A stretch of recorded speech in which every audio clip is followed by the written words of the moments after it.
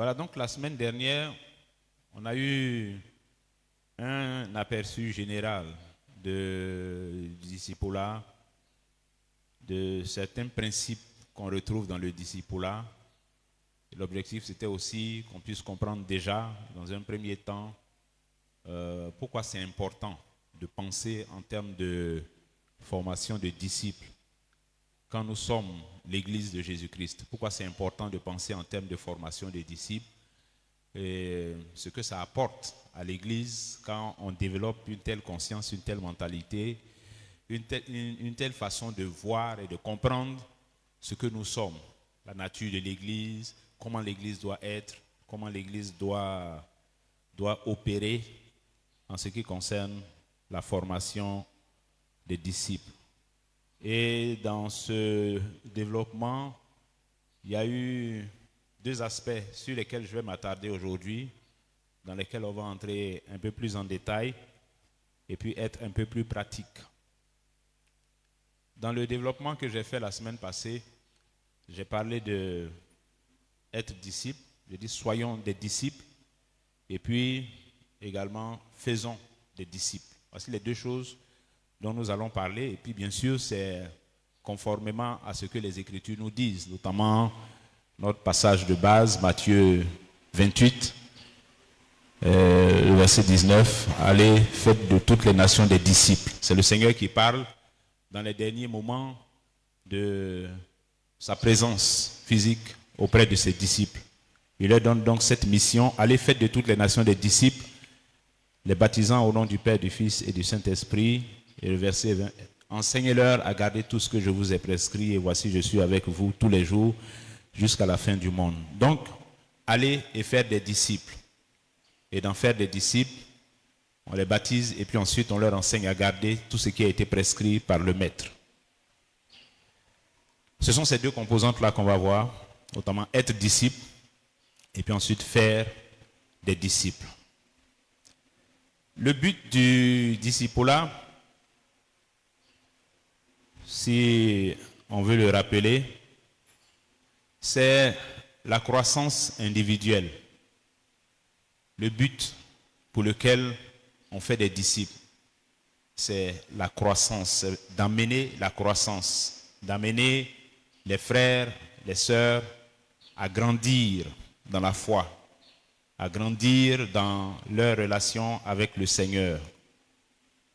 Ça, c'est l'une des conséquences principales de la formation des disciples. Ceux qu'on forme, ceux qu'on encadre, ceux qu'on conduit, qu'on accompagne dans la vie de disciples, ce qu'on vise pour ces personnes-là, ce qu'on recherche dans la vie de ces personnes, c'est qu'il y ait de la croissance. C'est qu'il y ait de la croissance, qu'il y ait une croissance qui mène à maturité. Oui, parce que dans la vie chrétienne, il y a de la croissance. Dans la vie chrétienne, il y a des niveaux de maturité. C'est comme ça. Dans l'Épître aux Corinthiens, 1 Corinthiens, chapitre 3, le verset 6, on va lire ça ensemble. 1 Corinthiens, chapitre 3, le verset 6, l'apôtre Paul dit, en s'adressant aux frères de l'église de Corinthe, « J'ai planté, Apollos a arrosé, mais Dieu a fait croître. » J'ai planté, Apollos a arrosé, mais Dieu a fait croître. Un principe important qu'il ne faut jamais perdre de vue quand on parle de formation des disciples, c'est Dieu qui fait croître. Ce n'est pas nous qui faisons grandir les gens. Ce n'est pas nous qui faisons mûrir les frères, mûrir les sœurs. C'est Dieu qui fait ça. C'est l'œuvre de l'Esprit de Dieu. C'est le Saint-Esprit qui le fait. Ce n'est pas nous. Donc, en tant que disciple ou en tant que faiseur de disciples, on doit comprendre qu'il ne s'agit pas pour nous de vouloir prendre la place du Saint-Esprit ou bien de faire à la place de Dieu ce qui lui revient. D'ailleurs, même si on le voulait, on ne pourrait même pas. Parce que comment on fait pour que quelqu'un grandisse? Qu'est-ce qui se passe pour que quelqu'un mûrisse et grandisse dans la foi? Nous n'en savons rien, c'est un mystère pour nous. Mais ce qui nous appartient, la part qui nous revient là, la part dont nous sommes responsables devant Dieu et devant les autres, c'est de planter et puis arroser. Ça, c'est pour nous. Planter et arroser.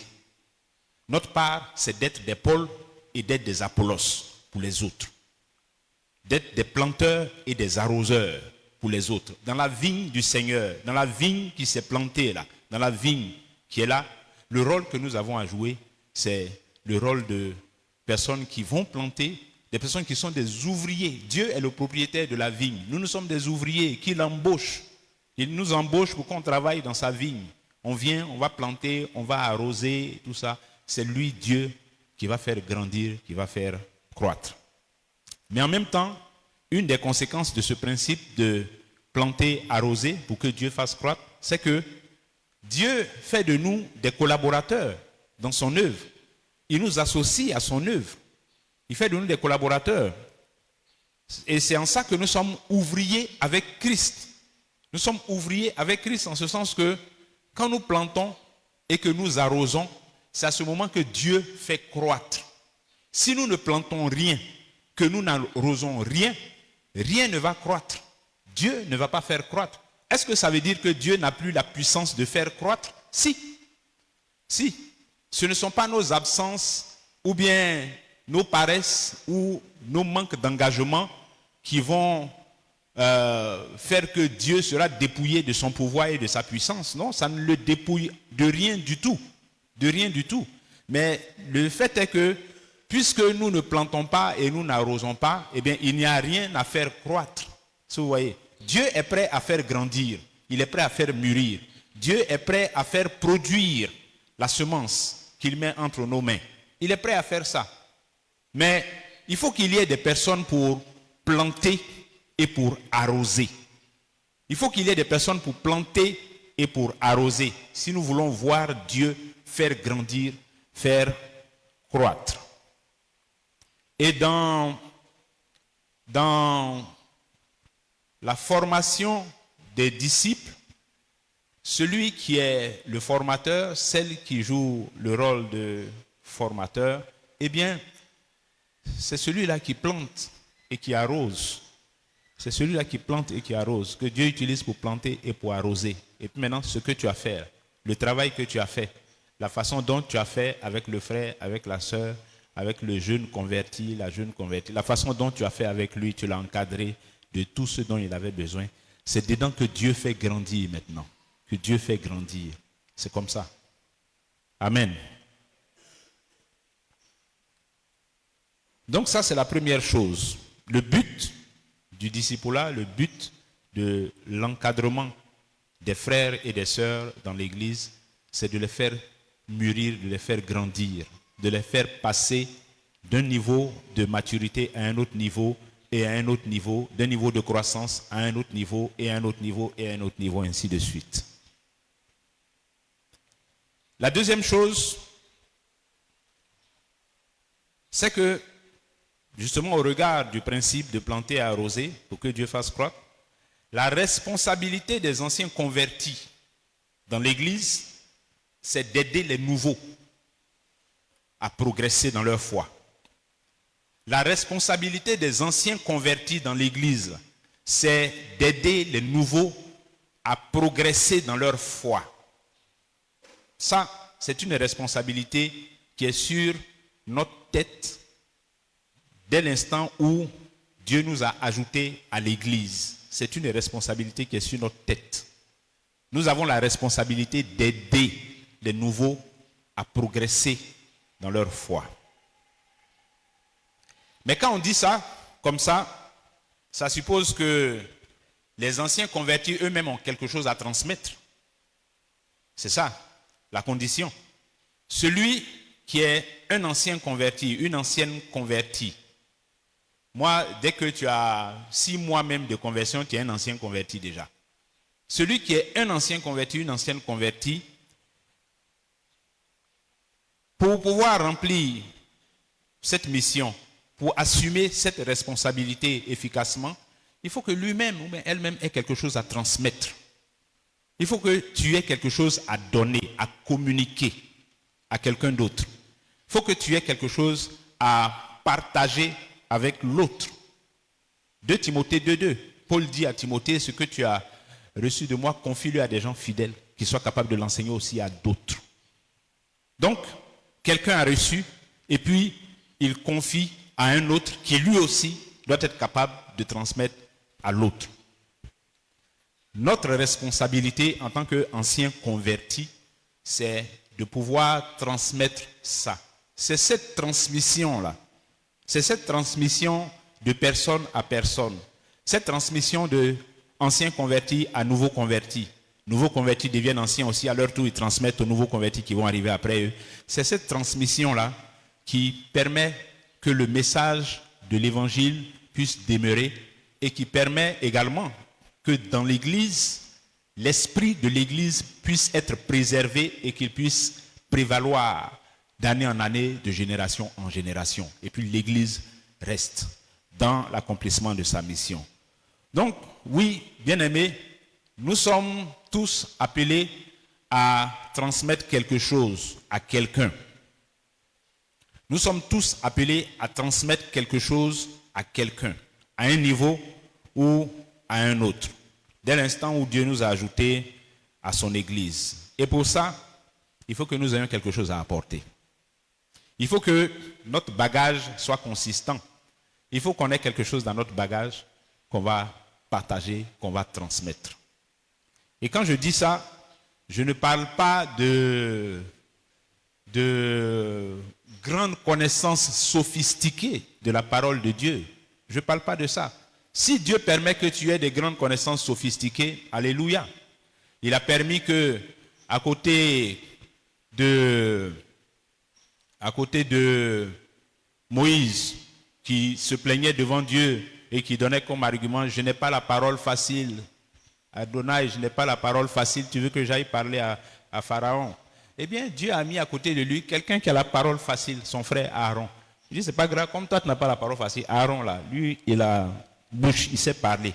Je vais le mettre à côté de toi, il va aller parler. Donc, il y en a un qui n'avait pas la parole facile, et il y en a un autre qui avait la parole facile. Bon, tous les deux, Dieu les a associés. Et puis Donc, si tu as des connaissances sophistiquées de la parole de Dieu, tant mieux. Dieu a besoin de ça aussi. Ça peut servir, ça a sa place dans l'œuvre du ministère, dans la formation des disciples, ça a sa place. Si tu n'as pas la connaissance sophistiquée de la parole de Dieu, ce n'est pas un handicap. Ce n'est pas un handicap. 1 plus 1 égale 2 que tu connais là. Il faut montrer ça à un autre qui ne connaît pas 1 plus 1 égale 2. C'est ça le principe de base.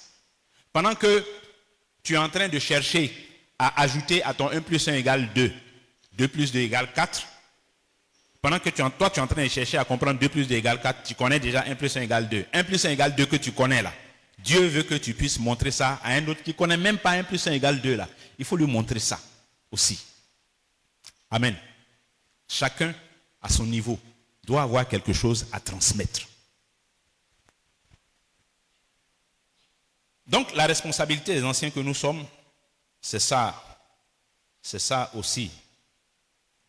Et on voit ce modèle dans les Écritures. Hein. Lorsque Paul s'est converti, tout ce qu'on voit dans les épîtres, là, ce n'est pas une affaire où il allait seul pour faire les machins seul, là, il s'est levé en même temps, il allait faire ça seul. Non. Il a passé du temps au milieu des frères à être formé. Il a passé du temps au milieu des frères à être formé. C'est à la suite de ça que Dieu l'a envoyé maintenant dans tous ces voyages missionnaires qu'on voit dans les épîtres et qu'on le voit dans le ministère, tout ce qu'il a fait. Mais il est passé par un temps de formation. Dieu l'a mis au milieu des frères. Et là-bas, il a été instruit, il a été formé pendant des années. Pendant des années. Avant même qu'il se retire pour aller en Arabie, mais il a été formé par les frères. Amen. Donc c'est important. Et ces frères qui l'ont encadré, c'est qui? Ce sont des anciens convertis. Ce sont des disciples qui étaient déjà dans la foi, qui connaissaient déjà le Seigneur, qui connaissaient déjà les Écritures, qui connaissaient déjà toutes ces choses-là, la vie de l'Église et tout ça. Et donc, qui lui ont transmis ça. C'est par eux qu'il a reçu tout ça. Et puis bon, par la suite, Dieu a certainement bonifié tout ça en y ajoutant des éclairages supplémentaires selon la direction qu'il allait lui donner dans le service, dans le ministère. Et donc, bien aimé, quand on dit ça aussi, une chose à comprendre. Quand nous disons que il faut avoir quelque chose à transmettre aux frères et aux sœurs, il ne s'agit pas de l'expérience des choses de la vie. Ce n'est pas de ça qu'il s'agit. On parle d'anciens convertis. Ça veut dire, c'est ce qui concerne la conversion, là. Ce qui concerne Dieu, ce qui concerne sa parole, ce qui concerne la piété, c'est ça qu'on va transmettre aux frères. Sinon, ce n'est pas les expériences. Si les expériences des choses de la vie, là, les vieux du village, là, ils en ont plein. Ils ont vécu tellement longtemps qu'ils ont des expériences de la vie. Ils peuvent donner conseils sur les choses de la vie en général. Mais ce n'est pas de ça qu'il est question. Ce n'est pas de ça qu'il est question. Ça peut avoir sa place, mais ce n'est pas de ça qu'il est question. Quand nous parlons de formation de disciples, quand nous parlons de choses que les anciens convertis doivent pouvoir transmettre aux autres, ce n'est pas les choses qui concernent l'expérience de la vie et tout ça là. C'est trois choses principales. La parole, transmettre ça. Partager les Écritures avec un nouveau converti. Expliquer la parole de Dieu. Accompagner les nouveaux convertis dans leur découverte de la parole de Dieu. Deuxièmement, la prière. La prière, bien aimé. Accompagner les nouveaux convertis, encadrer, former les nouveaux convertis dans la pratique de la prière. Dans la pratique de la prière. Et ouais, je dis bien pratique. Ce n'est pas de la théorie, ce n'est pas juste expliquer ce que c'est la prière, faire des études et tout ça. Les études là, ça c'est dans la parole. Maintenant, la pratique de la prière. L'une des choses principales que le disciple doit pouvoir pratiquer, c'est la prière. Il doit être exercé à la prière. Il doit s'affectionner à la prière. Et ça, les anciens convertis doivent pouvoir transmettre ça aux nouveaux convertis. Les anciens convertis doivent pouvoir contaminer les nouveaux convertis avec ça, à faire de la prière. La prière. C'est-à-dire un nouveau qui arrive ici, qui a contact avec une ou deux personnes en particulier, parce qu'il ne peut pas avoir contact avec nous tous à la fois, il va certainement s'attacher à une personne ou à deux personnes ou à un groupe de personnes. Il faut que, quel que soit le cas de figure, le frère, la sœur ou le groupe de frères, le groupe de sœurs, puisse avoir cette influence-là sur le nouveau converti en ce qui concerne la prière. Qu'il puisse être impacté par ces anciens convertis-là en ce qui concerne la prière. Et puis troisième chose que en tant qu'ancien converti, on doit pouvoir transmettre ou dans lesquels on doit pouvoir assister les nouveaux convertis, c'est ce qui concerne la transformation du caractère. La transformation du caractère, le fruit de l'esprit. Une fois encore, ce n'est pas nous qui produisons ça. Nous plantons, nous arrosons. C'est Dieu qui fait croître. Donc, le fruit de l'esprit, transformation du caractère, changement de vie, changement de façon d'être dans la vie de façon générale, dans l'église, mais hors de l'église, la transformation qui doit s'opérer dans la vie de ces personnes-là. Une personne peut influencer une autre personne et puis à partir de cette influence-là, la personne change d'attitude, change de comportement, change de façon de faire. Ça existe. Dans nos relations de tous les jours, ça existe. On entend parler des enfants qui sont tombés dans un mauvais groupe et puis paf, ils ont adopté les mauvaises attitudes et puis ça les a transformés. Ils ont maintenant une nouvelle façon de s'adresser à leurs parents irrespectueuse ou bien ils ont une nouvelle façon de faire certaines choses qu'on ne voit pas. Pourquoi? Mais ils sont en train de subir une transformation. Comment? Par l'influence d'autres personnes. Par l'influence d'autres personnes. Ça peut se faire dans le sens positif également et dans le cadre de l'église, dans le cadre de la formation des disciples.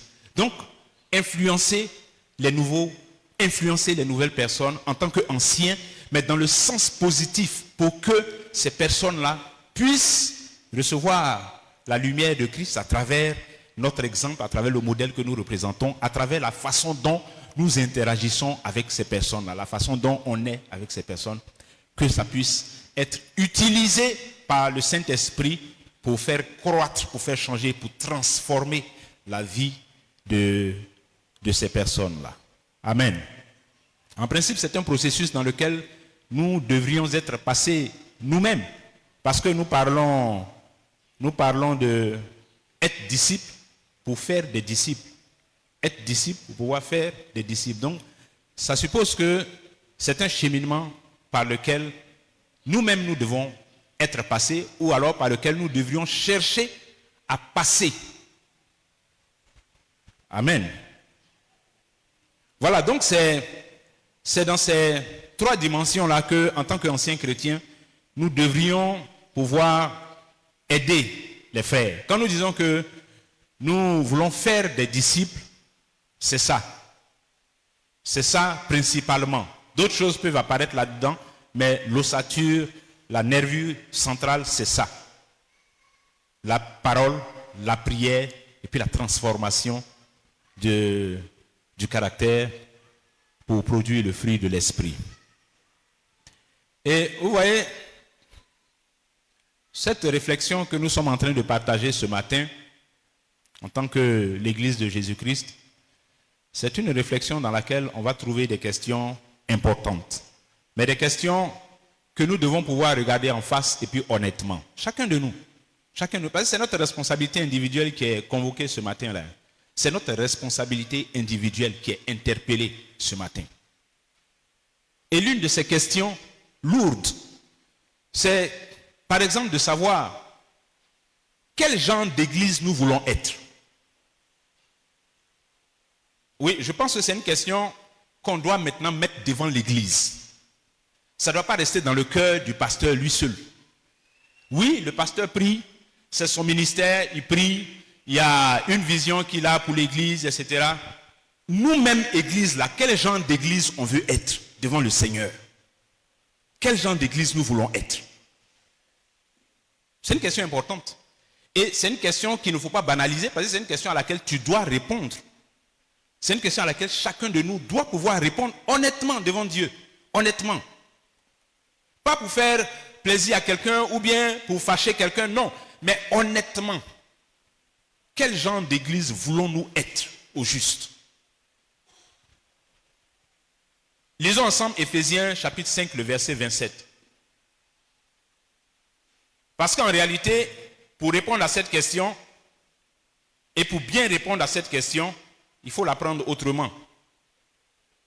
Autrement, c'est-à-dire la façon dont Éphésiens 5, 27 nous présente. La question que j'ai posée, c'est quel genre d'église nous voulons être? Mais la vraie question, pour répondre juste à cette question-là, c'est quel genre d'église le Seigneur veut que nous soyons? Quel genre d'église Dieu veut que nous soyons? Éphésiens 5, 27 dit, afin de faire paraître devant lui cette église glorieuse, sans tache ni ride, ni rien de semblable, mais sainte et irrépréhensible. Afin de faire paraître devant lui cette église glorieuse. Il parle de quelle église? Ce n'est pas une église imaginaire. C'est son église qu'il a établie sur la terre par l'action du Saint-Esprit. C'est de cette église-là qu'il s'agit. Et cette église est censée paraître devant Dieu. Comment? Eh bien, comme une église glorieuse. Comme une église glorieuse. Vous savez, l'église glorieuse devant Dieu.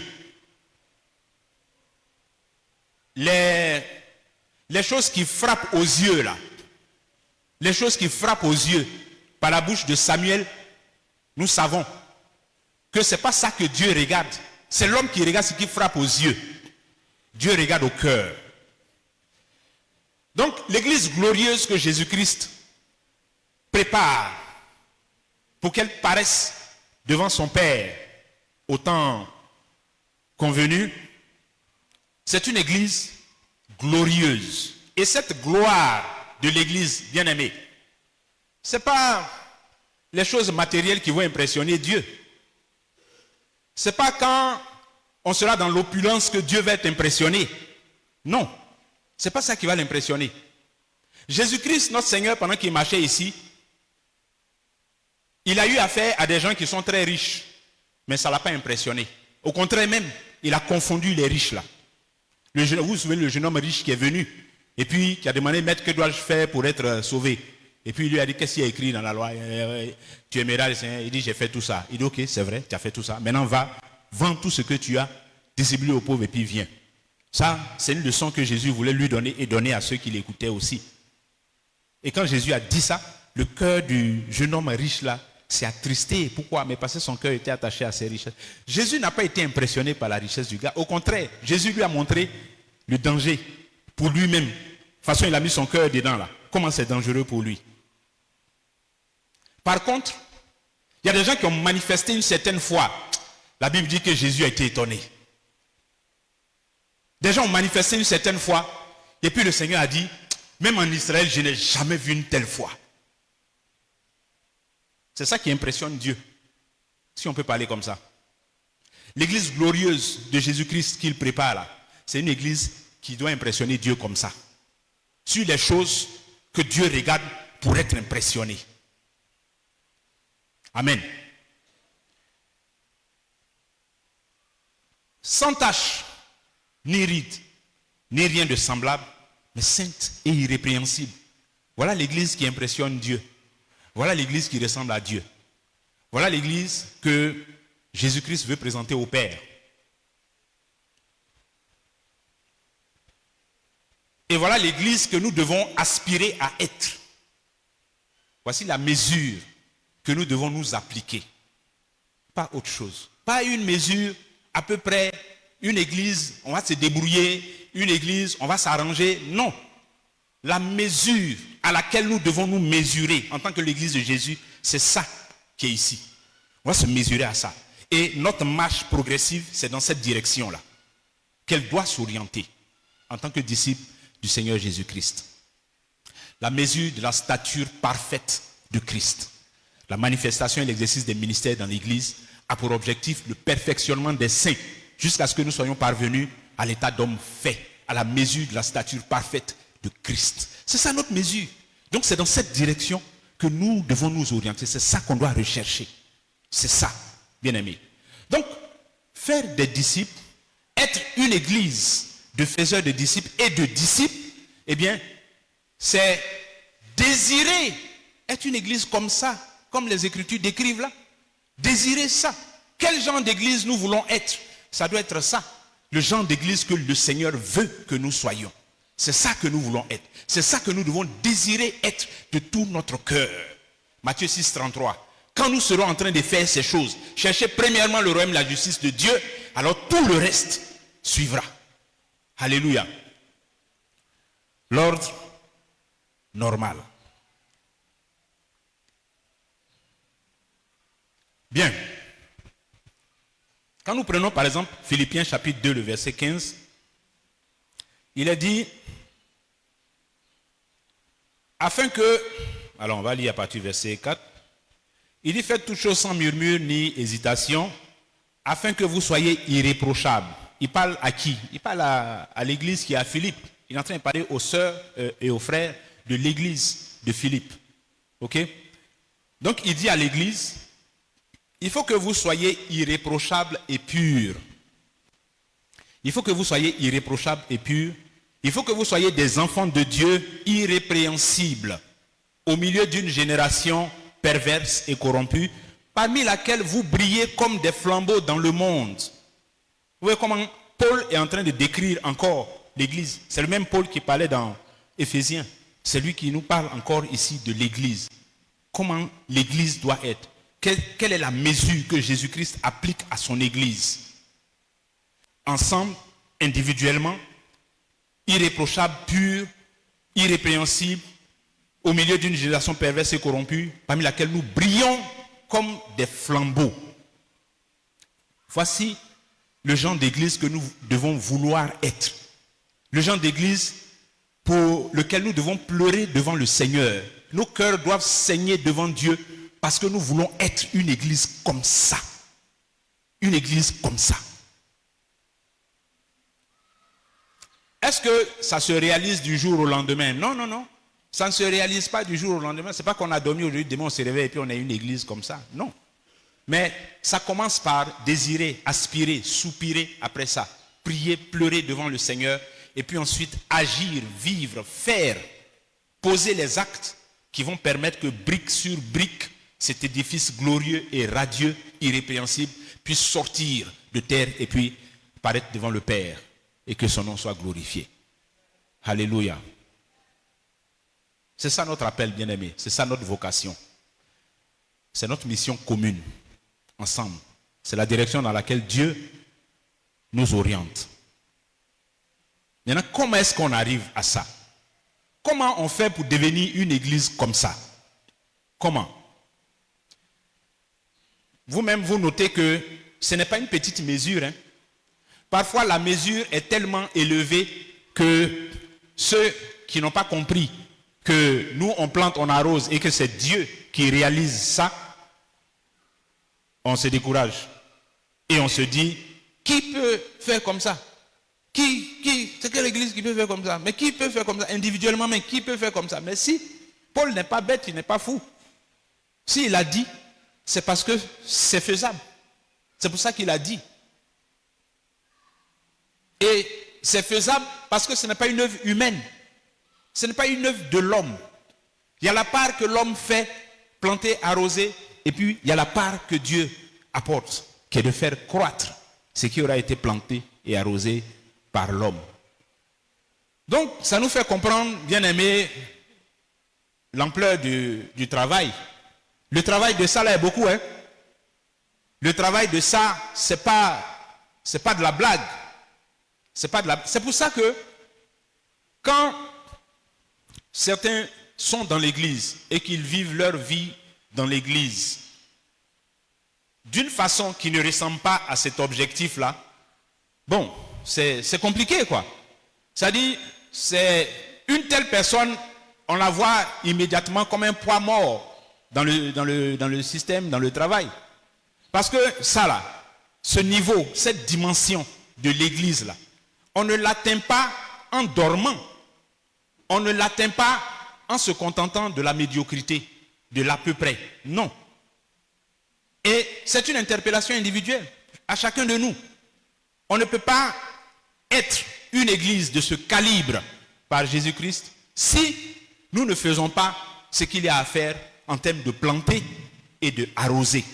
Et l'une des choses qu'il y a à faire en termes de planter et de arroser, il y a beaucoup de choses dedans, l'une de ces choses qui me semble importante, c'est de faire des disciples. De faire des disciples, bien-aimés. Et donc c'est une mission dans laquelle on comprend que la paresse n'a pas sa place. On comprend, c'est-à-dire tout ça, ça nous permet de comprendre pourquoi Dieu dit ce qu'il dit là concernant les paresseux.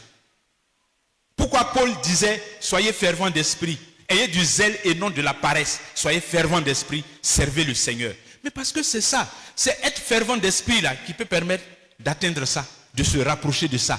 Être fervent d'esprit, être paresseux, on ne peut pas. Avec la paresse, on ne peut pas. Mais avec la ferveur d'esprit, on peut aller dans cette direction. Et on va forcément dans cette direction-là. Donc, bien aimé, ça doit nous faire comprendre aussi la façon dont Dieu opère dans l'Église et à travers l'Église. La façon dont Dieu fait son travail. Dans les Écritures, à plusieurs reprises, quand on lit les Actes des Apôtres, on voit une expression qui revient. Et Dieu et le Seigneur ajouta à l'Église ceux qui étaient sauvés. Et le Seigneur ajouta à l'Église ceux qui étaient sauvés. Et le nombre de ceux qui ont été ajoutés, le nombre de ceux qui ont été sauvés était de 3000 âmes, était de 5000 âmes. Et Dieu ajouta à l'Église. Mais c'est important parce que, une fois encore, c'est Dieu qui nous ajoute à l'Église. C'est Dieu qui nous ajoute à son Église. Vous voyez? Si c'est Dieu qui prend soin de nous ajouter à son Église, mais c'est parce qu'il connaît la lourdeur du travail qui est dans l'Église là. Que quelqu'un qui n'a pas été ajouté par Dieu, mais qui s'est ajouté lui-même, ne peut pas faire. Quelqu'un qui n'a pas été ajouté par Dieu à son Église et qui s'est ajouté lui-même, il ne peut pas faire ce travail-là. C'est par la conversion qu'on est ajouté à l'Église par le Seigneur. Donc, être ajouté à l'Église, dans le vrai sens du terme, c'est bon, fait partie de la famille des rachetés, être converti, né de nouveau. Voilà comment on est ajouté à l'église. Et les signes qui nous démontrent et qui nous révèlent que nous avons été ajoutés à l'église, c'est qu'on a un cœur pour la construction de l'église. On a un cœur qui bat pour la construction de l'église de Jésus-Christ. Si ton cœur ne bat pas pour la construction de l'église de Jésus-Christ, il faut interroger ta foi. Il faut interroger l'authenticité de ta foi. Il faut bien fouiller. Est-ce que ta foi là, c'est une vraie foi? Si ton cœur ne bat pas pour la construction de l'église de Jésus, il faut interroger ta foi. Honnêtement. Et ce que je dis, c'est pas ma philosophie. C'est ce que les Écritures nous présentent. C'est à partir de ça que nous disons ce que nous sommes en train de dire. Parce que ce travail-là, faire l'église comme ça, comme les Écritures nous présentent là, je ne vois pas un autre modèle. Hein. Je ne vois pas une autre norme applicable à l'église que ça. Je n'ai pas trouvé ça dans les Écritures. Donc, c'est notre référence scripturaire, c'est notre référence. Maintenant, pour faire comme ça, pour que notre église, l'église de Jésus-Christ, soit comme ça, bien aimé, c'est travail. C'est travail. Et c'est un travail pour lequel nous devons être équipés par le Saint-Esprit. Rechercher l'équipement du Saint-Esprit. Rechercher l'appui, l'accompagnement, l'assistance de l'Esprit de Dieu pour pouvoir faire ça. D'où la nécessité d'avoir été ajouté par Jésus. D'où la nécessité d'avoir connu de façon authentique et vraie la nouvelle naissance. D'être converti, vrai. Parce que si tu n'es pas converti, tu ne peux pas. Ça là, quand l'église veut s'orienter dans ça, toi tu es embrouillé. Ça te fatigue même. Tu ne sais même pas pourquoi machin, tout ça, non. Mais si on dit, il y a un prophète qui arrive, tu es là, à 6 heures du matin. Mais quand on dit on va parler des choses pour construire l'église locale et puis nous étendre, tu n'es pas dedans, ça ne t'intéresse pas, ça ne te dit rien. Il faut interroger ta foi, bien-aimé. Il faut interroger ta foi. Et ce matin, nous parlons du rôle que toi, en tant qu'église, ici, église locale de la FCE Yopougontois-Rouge, le rôle que toi, tu as à jouer dans la construction de l'église en ce qui concerne la formation des disciples. J'espère que tout ce que je dis jusqu'à maintenant, sur la base des Écritures, vous aura fait comprendre que l'affaire de formation des disciples, ce n'est pas que si une église veut, eux ils font formation des disciples, et puis si une église veut, eux ils font autre chose. C'est le modèle que nous avons dans les Écritures. Les disciples. Notre Seigneur lui-même, c'est ce qu'il a fait. Jésus n'est pas venu et puis bon, il a appelé des foules et puis bon, il est resté dans la foule là jusqu'à et puis il est parti. Non, on a lu ça dimanche passé. Il y avait la foule par moment et puis il y avait ses disciples. Dans les gens à qui il s'adressait, il y avait foule et puis il y avait ses disciples. Alors, vous savez, dans la tête et dans l'esprit de certains, bon, tout ça, je pense que c'est bon qu'on mette ça devant, hein, et puis on va en parler, ça va faire du bien à quelqu'un, certainement, si Dieu permet qu'on en parle. Dans l'esprit et dans la tête de certains, le fait qu'ils sont fidèles dans le paiement de leurs dîmes, et puis des offrandes qu'ils apportent à l'église de façon très généreuse et très libérale, certains commettent l'erreur de penser que c'est suffisant et que ça les dispense de participer activement à la construction de l'église. Qu'il n'en soit pas ainsi, bien-aimé. C'est une erreur que Jésus a reproché même aux scribes et aux pharisiens quand il leur disait, vous payez la dîme de la menthe, de l'aneth, du cumin. C'est-à-dire ce sont des petites plantes de rien du tout. C'est-à-dire vous êtes minutieux, rigoureux dedans, dans cet aspect-là. Et vous négligez ce qui est plus important dans la loi. C'est-à-dire que au-delà de ça, en plus de ça, il y a des choses sur lesquelles Jésus les interpellait. Vous faites ça, ok. Maintenant vous négligez. Parce que vous donnez l'impression que comme vous avez fait ça, et comme votre générosité permet d'assister l'homme de Dieu et sa famille, comme votre générosité permet à l'église de se dépanner, de faire face à ses charges. Donc, c'est suffisant. Jamais de la vie. Ce n'est pas ce que Jésus dit. Matthieu 23, 23. Lisez ça. Ce n'est pas ce que Jésus a dit. Ce n'est pas ce qu'il a dit. Il dit, il y a plus important que ça. Il y a plus important que ça.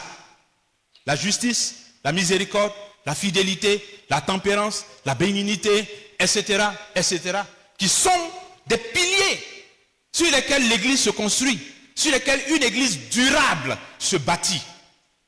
Jésus-Christ lui-même étant le fondement. Alléluia. Donc, il faut que si certains commettaient cette erreur dans leur façon de voir leur engagement dans l'Église locale, eh bien que ça soit rectifié ce matin, que ça soit rectifié et qu'on comprenne qu'au-delà de ça, oui, soyons libéraux, apportons notre argent pour financer le ministère, mais ce n'est pas tout. Ce n'est pas tout. Jésus nous dit qu'il y a plus important encore que ça, qui est notre engagement actif dans l'action ouvrière, notre engagement même, notre vie, la qualité de vie de disciples que nous menons, la qualité de vie de disciples que nous menons. Dans ces trois dimensions principales, notre rapport avec la parole de Dieu, notre rapport dans la prière, avec Dieu dans la prière, et l'effet du Saint-Esprit sur notre vie pour la transformation de notre caractère, de ce que nous sommes devant Dieu. Donc il y a ça qui est encore plus important. Alléluia. Et vous voyez, le danger, c'est que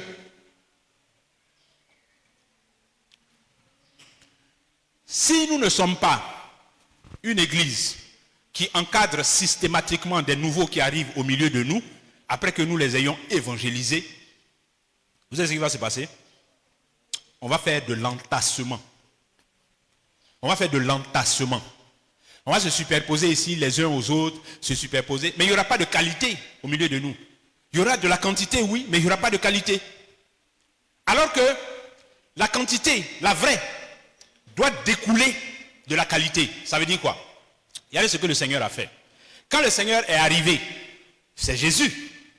C'est Jésus. Il est la parole de Dieu.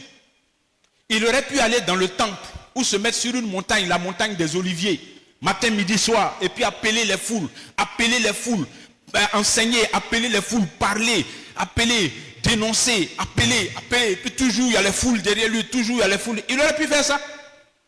Le Seigneur Jésus aurait pu faire ça. Mais ce n'est pas ce qu'il a fait. Il nous a donné un modèle. Et dans son modèle-là, il y a affaire des disciples dedans. Dans son modèle, il y a affaire de former des gens, encadrer des gens. Dans son modèle, il a choisi 12. Les 12, il les a pris. Ils l'ont suivi matin, midi, soir. Il leur a transmis l'enseignement. Quand il donnait des enseignements en public, il y a des choses qu'il réservait à ses disciples-là. Et il a fait d'eux des disciples. Il a fait d'eux ses imitateurs. Des gens qui sont devenus comme lui. Des gens à qui il a transmis toutes ses connaissances. Des gens en qui il s'est investi.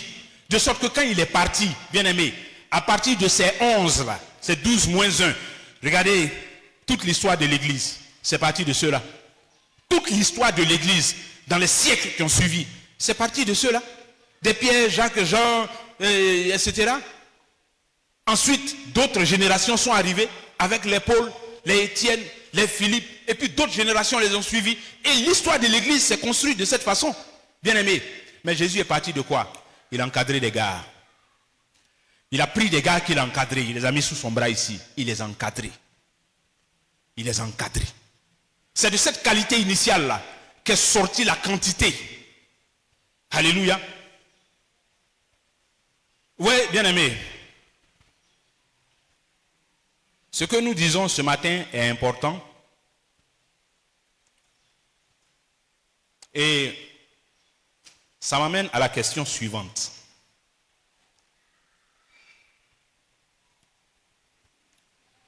Ça m'amène à la question suivante. Nous parlons de être disciple et puis faire des disciples. L'importance de ça pour la croissance de l'église locale. Comment est-ce que le discipulat, la formation des disciples peut permettre la croissance de l'église locale? Si je pose la question de savoir qui est-ce qui veut faire des disciples ici, dans cette assemblée-là? Qui veut faire des disciples? Tout le monde a levé la main. qui veut faire des disciples? Tout le monde a levé la main. Et c'est bon. C'est une bonne chose que tout le monde lève la main. C'est une bonne chose. Mais quand nous disons faire des disciples, c'est vrai que généralement, on voit disciple comme si disciple est nécessairement solide. Hein? Mais tous les disciples ne sont pas solides. Tous les disciples ne sont pas solides. Vous vous souvenez que dans Jean 6,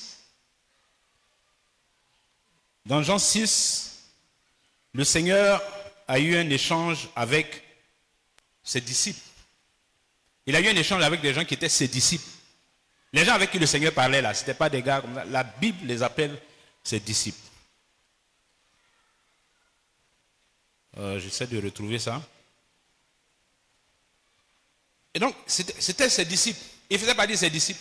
Il y avait les 12 et puis il y avait les autres qui étaient devenus disciples aussi.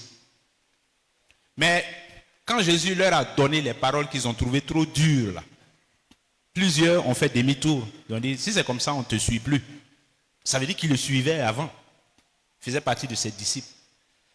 Donc oui, être disciple, c'est bon, c'est important. Mais être de bons disciples, être de vrais disciples. Pas des disciples qui tournent le dos au maître le jour où ils ont entendu des paroles qu'ils estiment trop dures. Être de vrais disciples. Et donc, qui veut faire des disciples solides et mûrs? Oui, c'est ce que nous voulons. Et c'est une bonne chose de vouloir ça, de le désirer, honnêtement et sincèrement. Mais pour ça, il faut être disciple soi-même, disciple solide et mûr. Ce sont des disciples solides et mûrs qui peuvent faire des disciples solides et mûrs. Ce sont des disciples forts qui peuvent faire des disciples forts. Ce sont des disciples engagés qui peuvent faire des disciples engagés. Il y a un départ. On ne peut pas contourner ce départ-là. On ne peut pas le contourner. On ne peut pas. On ne peut pas dire, bon, c'est vrai, on n'est pas des disciples, du moins on n'a pas ce niveau de vie de disciple-là, mais on va faire des disciples quand même. C'est pas possible. C'est pas possible. Vous vous souvenez ce qu'on a dit au début? Il s'agit de transmettre. Mais on ne peut transmettre que ce qu'on a. Ce que tu n'as pas, tu ne peux pas donner. On donne ce qu'on a. Donc on ne peut pas contourner ce point de départ. Il est incontournable. Pour faire des disciples, il faut être disciple. Pour faire des bons disciples, il faut être un bon disciple. Pour faire des disciples accomplis, il faut être des disciples accomplis. Pour faire des disciples solides, il faut être disciple solide. Et donc si c'est ça notre aspiration, si c'est ça l'église que nous voulons être, alors bien aimé, il faut que nous acceptions d'abord de devenir le genre de disciples que nous voulons avoir dans l'église pour qu'elle soit, pour qu'elle ressemble à ce à quoi nous aspirons, ce que nous désirons au fond de notre cœur. C'est nous d'abord qui devons être ça, avant que d'autres personnes viennent et puis on va les former. C'est nous d'abord qui devons être comme ça. Nous, qui sommes déjà là. Je dis ça dans un contexte où notre église locale est là depuis plus de 10 ans. Notre église locale ici, là, on est là depuis plus de 10 ans. Depuis plus de... Est-ce que vous imaginez même? Depuis plus de 10 ans. C'est vrai que tout le monde n'était pas là il y a 10 ans. Mais, je sais pas, les derniers baptisés, c'est quelle année? Ouaga. 2023. Les derniers baptisés. Ça dit, on s'en va dans 1 an.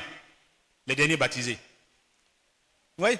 Et avant ça, il y a eu d'autres générations de baptisés qui ont déjà plus d'1 an de baptême, de vie chrétienne après le baptême.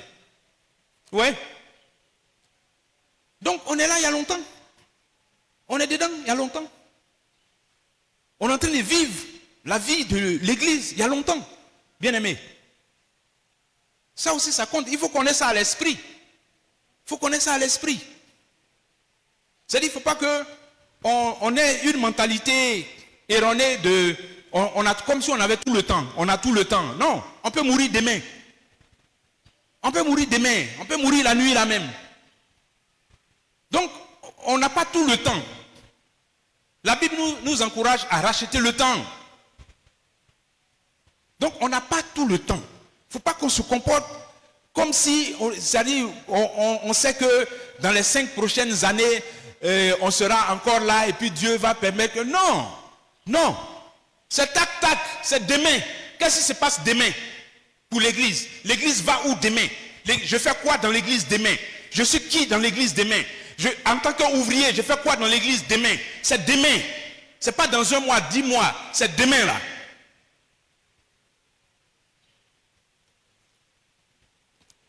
Donc si notre aspiration, c'est l'aspiration à une telle église, ce n'est pas une aspiration qu'on va projeter dans un avenir lointain. C'est immédiat là. Qu'est-ce que nous faisons? Qu'est-ce que tu fais personnellement pour qu'on soit cette église-là? Qu'est-ce que tu fais? Qu'est-ce que je fais? Quel est mon engagement pour qu'on soit cette église-là? Et comme nous parlons de formation des disciples, qu'est-ce que je fais? Quel est mon engagement pour être le genre de disciple qui pourra former ce type de disciple? Qu'est-ce que je fais? Quel est mon niveau d'engagement dedans?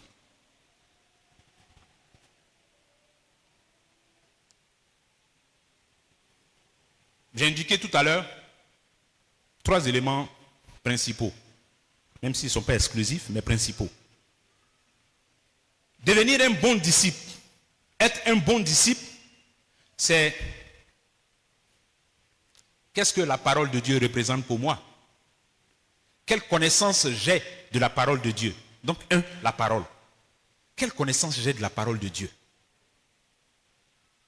Après toutes ces années que j'ai passées dans l'église, quel est mon niveau de connaissance de la parole de Dieu? Et une fois encore, je le dis, quand je dis ça comme ça, ce n'est pas des choses sophistiquées qui sont recherchées. Non.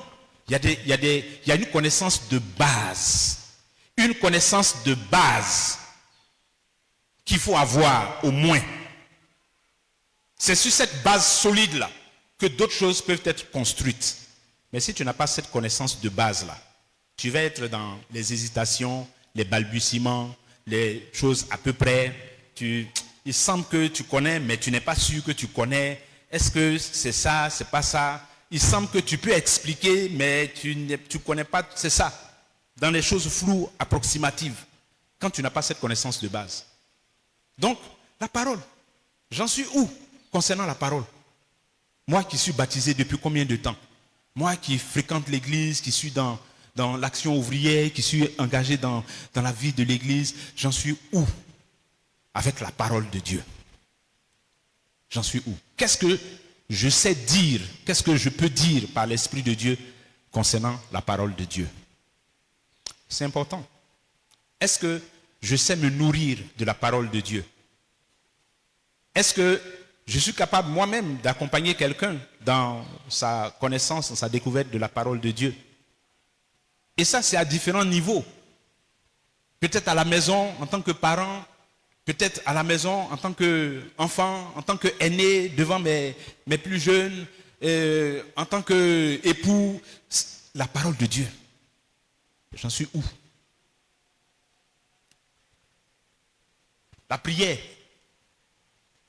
J'en suis où? Dans ce que nous appelons la vie de prière. J'en suis où? Ma vie de prière, elle ressemble à quoi? Je suis comment? Je suis comment? Nous parlons de devenir, être un bon disciple. En tant que bon disciple, est-ce que je peux dire au regard de ce que ma pratique de la prière est, est-ce que moi-même je peux être satisfait de ça?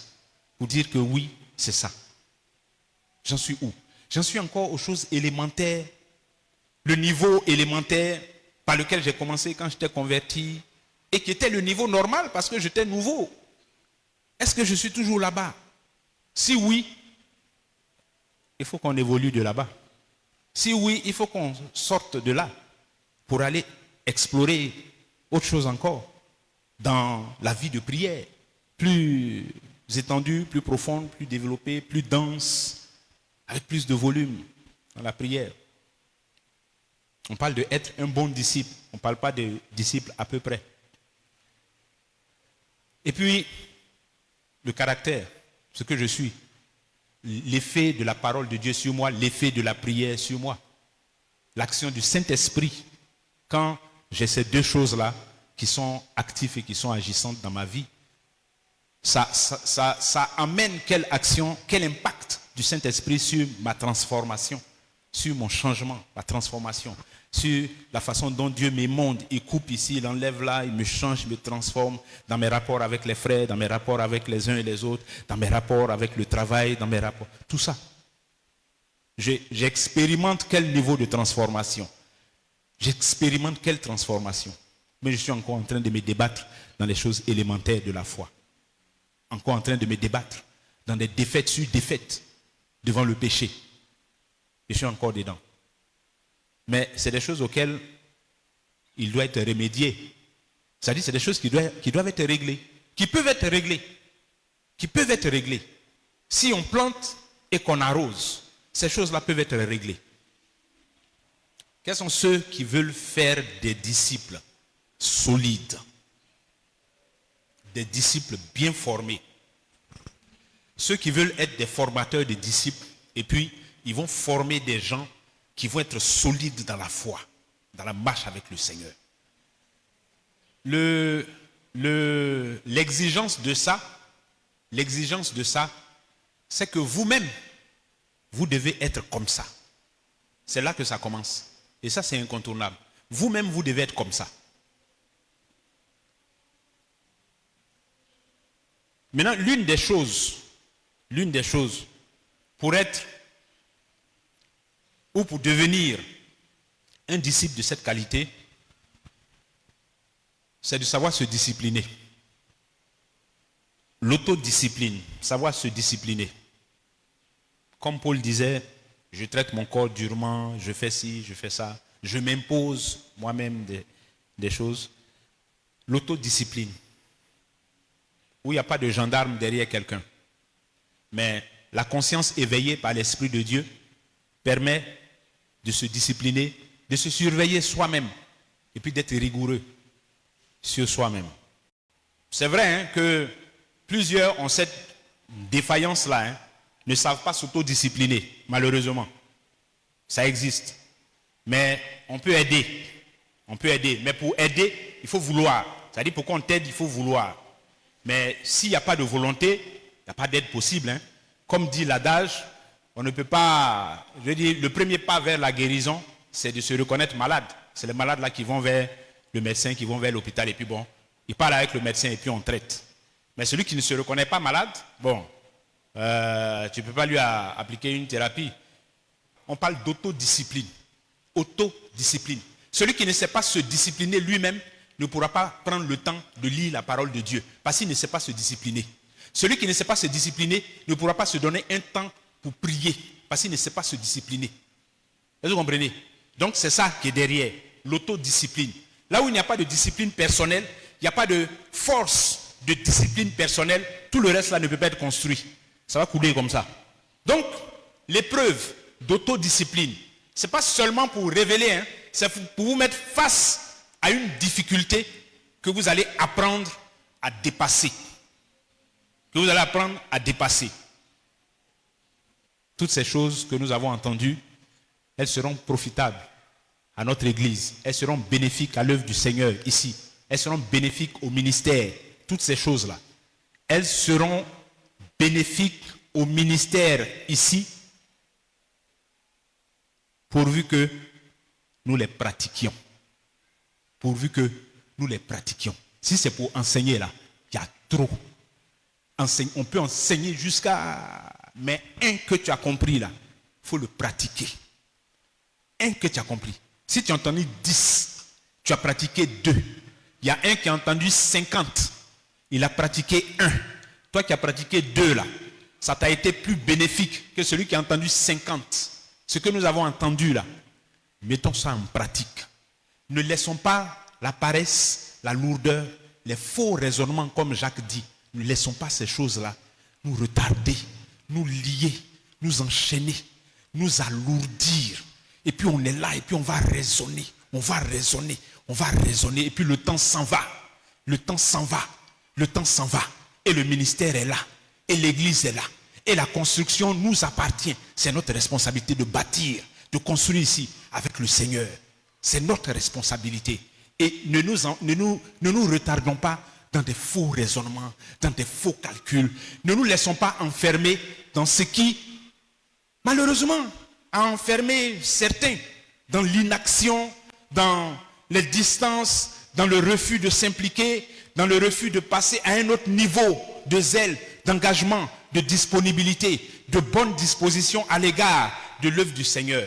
Ne laissons pas les mêmes choses là nous enfermer encore dans ce qui nous a retenu loin de la parole de Dieu, qui nous a fait croire ce mensonge, que ce qu'on connaît de la parole de Dieu jusqu'à maintenant, c'est ça qui est pour nous, c'est fini, c'est là, on s'arrête, c'est bon comme ça. Ne continuons pas à croire à ce mensonge que le diable murmure dans nos oreilles, qui nous fait croire que la vie de prière médiocre dans laquelle on a été depuis tout ce temps-là, c'est bon, c'est ça qui est bon. On n'a qu'à rester là, c'est bon comme ça. Il ne faut pas chercher à évoluer dans ta vie de prière de toutes les façons, et puis on va entrer dans des raisonnements alambiqués, sophistiqués, pour rester dans les mêmes choses. Non, bien-aimé, il faut qu'on sorte de ces mensonges-là.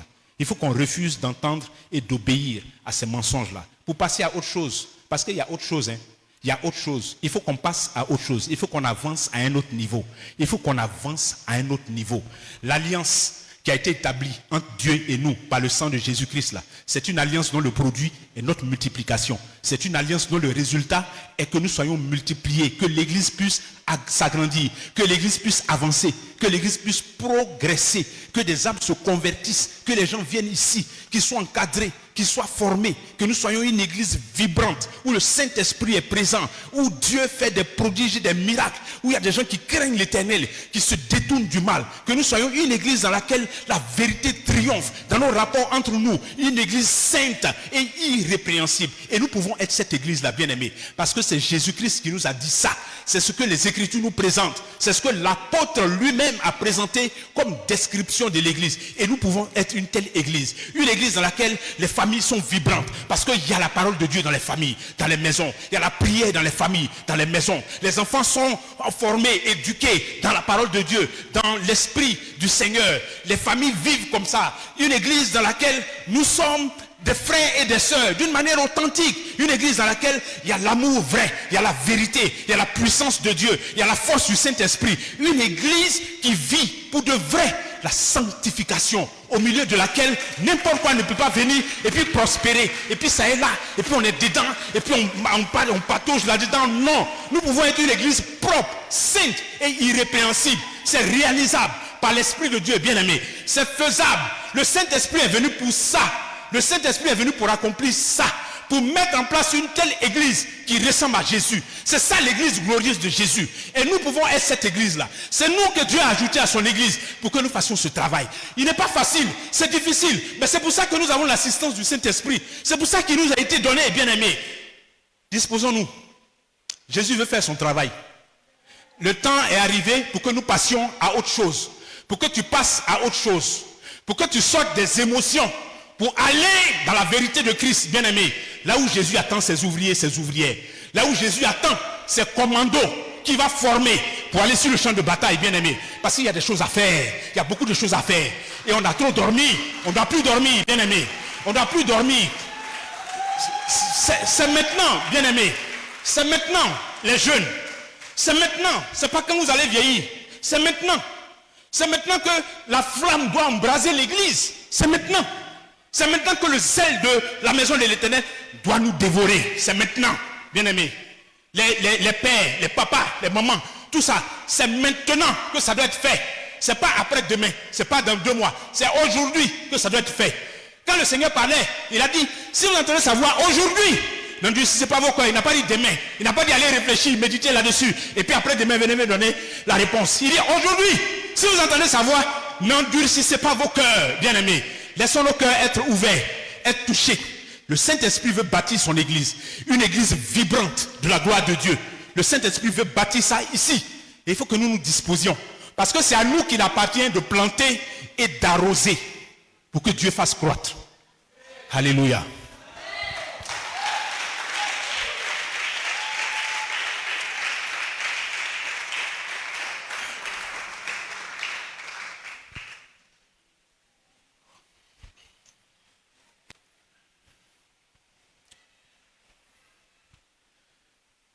Bien-aimés, c'est là que on va s'arrêter aujourd'hui. Mais encore une fois, on n'a qu'à être vrai dans le Seigneur. On n'a qu'à être vrai dans l'Église. Dans notre marche avec Dieu, on n'a qu'à être vrai. Dans notre engagement pour la construction de l'Église de Jésus-Christ, on n'a qu'à être vrai. Soyons vrais. Ne soyons pas dans les semblants. Soyons vrais.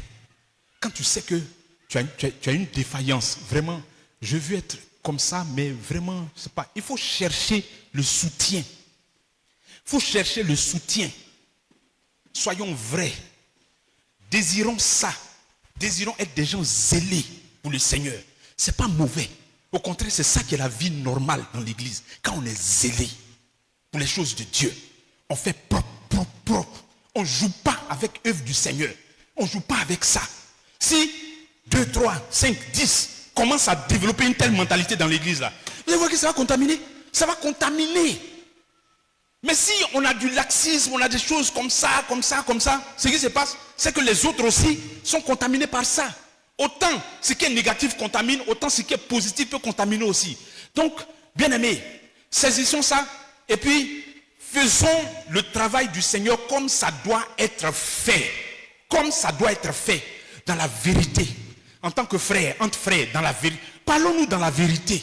Réfléchissons ensemble, prions ensemble et puis voyons. Comment on n'a qu'à faire comment pour pouvoir aller dans cette dimension-là, en tant qu'église ici. On n'a qu'à faire comment. On n'a qu'à faire comment, bien aimé.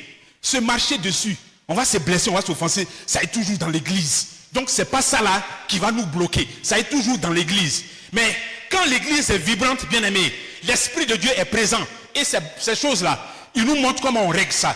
Il libère les cœurs, il décharge les gens. Et puis on se focalise à nouveau sur le travail. C'est le travail qui compte. C'est l'œuvre que le Seigneur veut que nous accomplissions. Mais il veut des ouvriers qualifiés pour faire l'œuvre. Des ouvriers dont la vie est vibrante, une vie visitée par l'Esprit de Dieu, remplie de l'Esprit de Dieu pour faire ça. Et quand la vie de l'ouvrier est remplie de l'Esprit de Dieu, quand deux ouvriers se sont marchés sur les pieds, ils règlent ça par l'Esprit de Dieu et puis on se reconcentre sur le travail. Alléluia. C'est ça que le Seigneur veut que nous soyons. C'est ça. Et que son Esprit soit avec nous pour ça.